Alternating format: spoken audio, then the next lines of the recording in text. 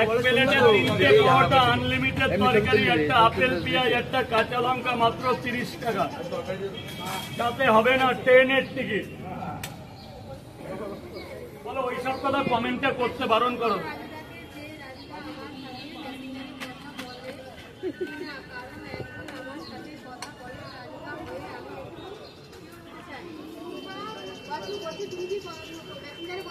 না না না না না,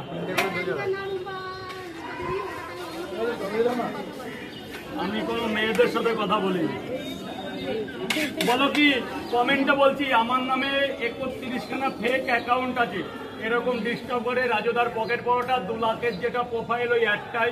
আমি এমনিও সেরকম লোকের সাথে কথা বলা পছন্দ করি না, আর আমি টাইম পাই না। ভাও ওইসব মেয়েদের ছেলেদের সাথে আমি কোনো দিদিভাইয়ের সাথে আলতু ফালতু আর কি করি না, আর ওটা আমার সভ্যতার মধ্যে পড়েও না। আমি একটা ব্যবসাদার, সবাইকে আমি সমান চোখে দেখি।